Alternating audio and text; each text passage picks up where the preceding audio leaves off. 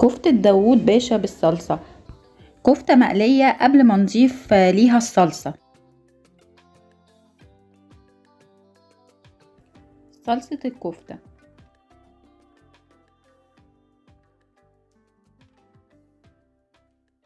القيمة الغذائية في صلصة الكفتة لمعلقة كبيرة زي ما شفنا في الفيديو السابق بوزن 14 جرام.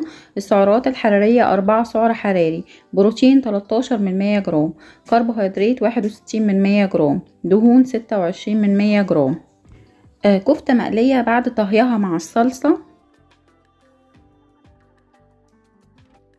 القيمة الغذائية في كفتة داوود باشا بالصلصة: لوحدة كفتة كبيرة بوزن 34 جرام.